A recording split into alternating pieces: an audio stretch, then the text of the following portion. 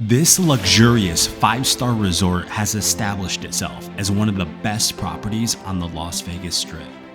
But I have to warn you, there are certain things you need to know before visiting. I recently spent 3 nights here, and I'll fill you in on the positives and negatives so that you can have the best experience possible. Here we go. Aria Las Vegas 2023.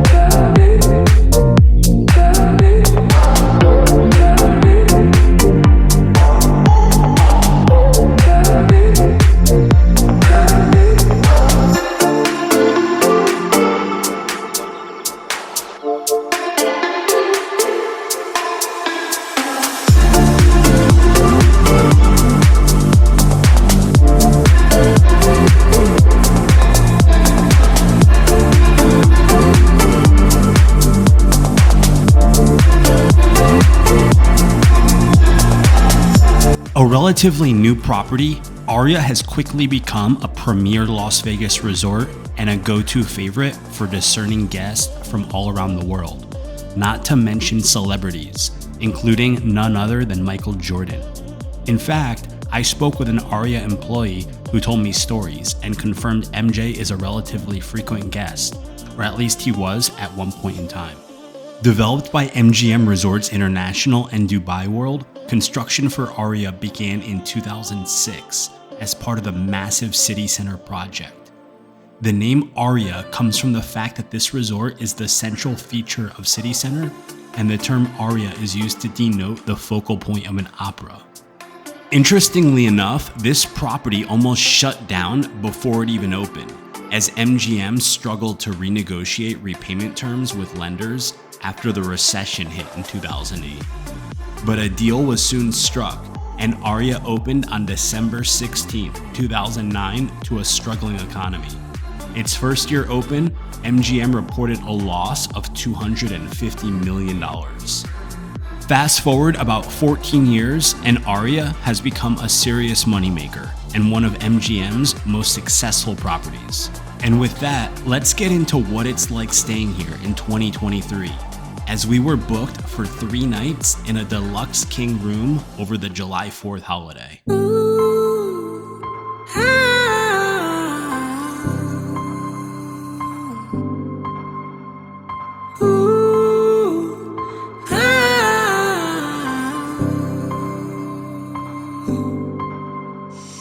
If it's getting hard, if it's getting too hard for you to keep running, baby, take a minute, slow down, yeah.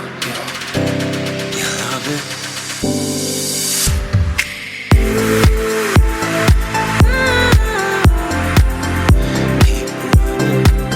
After 15 years, these rooms are ready for an upgrade. But with that said, I still think they're incredibly nice given their age. Prior to this trip, I stayed at MGM Grand, and even though it was a newly renovated room, I still don't think it was as nice as this. These rooms are quite spacious, and I love the floor-to-ceiling glass windows, especially with our north-facing view of Cosmo and the Link.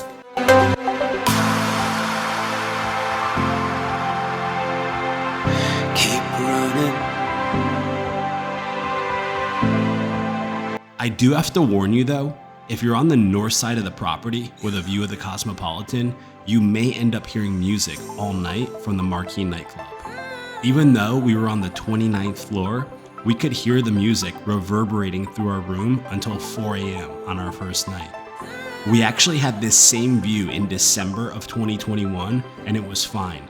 But I think that was because the outdoor portion of the club is closed in the winter. In fact, if you go online, you'll find plenty of reviews from guests who had the same experience in these north-facing rooms. For example, on TripAdvisor, this guest wrote in their review, "The first night the music from the Marquee nightclub was so loud I barely slept until it stopped between 3 and 4 a.m. And this guest wrote, "They had a few pool parties during the day, which were fine. But on Saturday night, they had a loud raging party until 4 a.m. Vegas time." I'll share more about our experience momentarily, but first, let's talk about dinner, which was downstairs at Din Tai Fung. This is Aria's popular Taiwanese restaurant, which specializes in dumplings and noodles.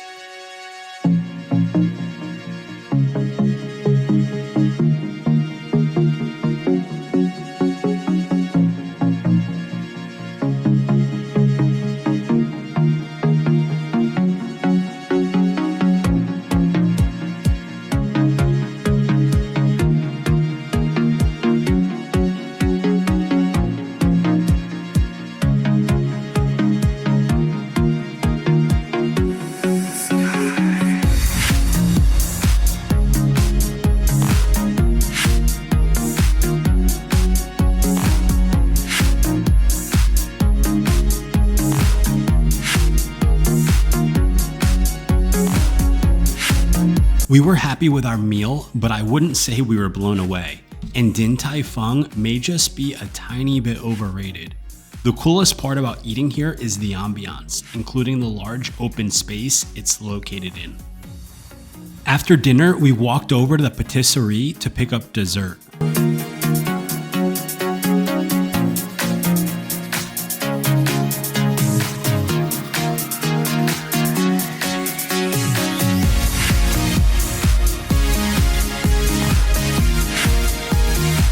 At about 10 p.m. is when we first started hearing the bass thumping. Yeah, I know it's Vegas, but this was a Sunday night and I had to work the next day. So eventually, by 1 a.m., I couldn't take it anymore, and I decided to call down to the front desk and request a room change. However, the person I spoke with politely informed me there were no other rooms available. So I simply accepted our fate and thanked her for checking. And then right when I was about to hang up, she informed me that they would give us a $200 food credit for the inconvenience. So all in all, not the worst outcome, especially considering the club was closed the next 2 nights and we did love our view. The next day, we went down to the pool complex.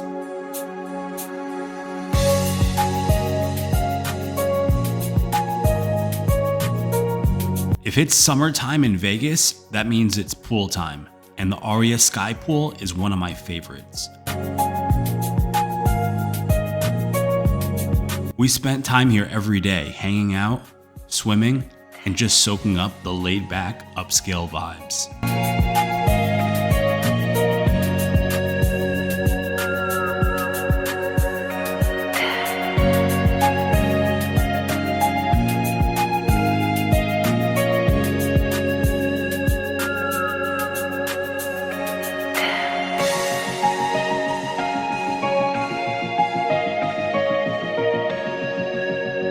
Eventually, it was time to head back upstairs and get ready for dinner.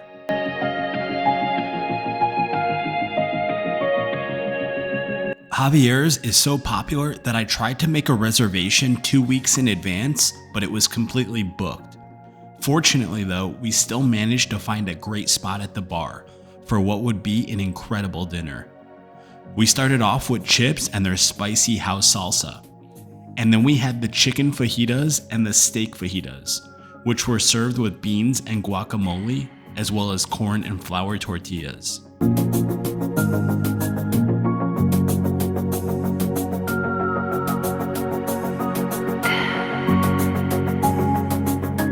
There was plenty of food and everything tasted amazing.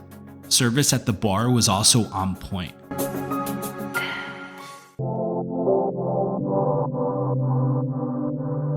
After dinner, it was time to play some games at the casino.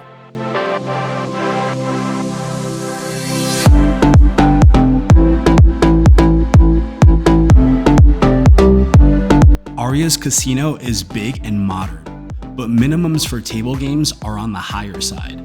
So before long, we decided to walk next door to Park MGM. and you can see someone was getting excited to play some blackjack.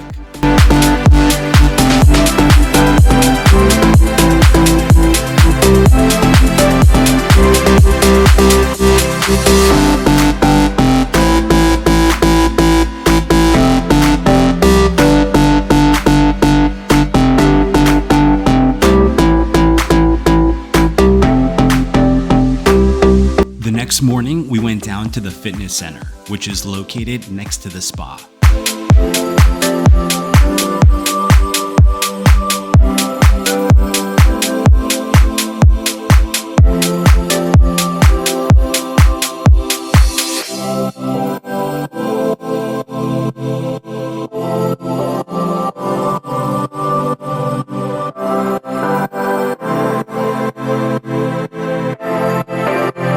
This is one of the biggest fitness centers you'll find in any hotel on the Strip, complete with everything you need for your workout.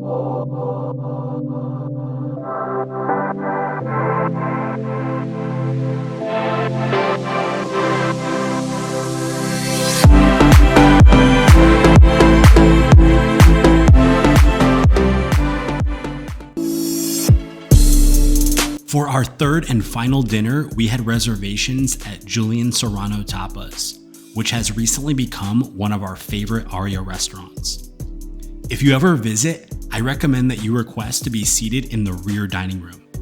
This portion of the restaurant feels much more luxurious than the main area. To start, we were given this bouquet of fried pasta, which was an interesting complimentary appetizer. Next, we had the huevos estrellados with organic eggs, chorizo, and French fries. This was a fun starter that actually reminded me of a breakfast I had in Barcelona a few years ago. And for our main course, we shared the Valencia paella, which includes chicken, chorizo, morcilla sausage, saffron, and vegetables. This paella was exquisite. After dinner, since this was in fact July 4th, we took the Aria Express over to the Bellagio to watch the fireworks.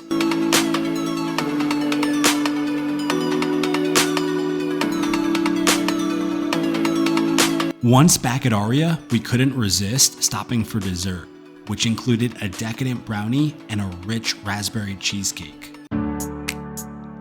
By now, I think it's clear that this is an incredible place to stay. But exactly how would I rate Aria on a scale from 1 to 10? This property has a lot going for it. It's big, it's polished, and it exudes luxury. I've also stayed in a Sky Suites room, as well as a panoramic suite, which was amazing. Both of these rooms were renovated, and I think once the rest of the rooms are brought up to the same standard, that'll be a big upgrade. So, taking everything into consideration, I'm gonna give Aria an 8.7 out of 10, which is a fantastic score. Once the rest of the rooms are upgraded, I think the score goes up to a 9 or above.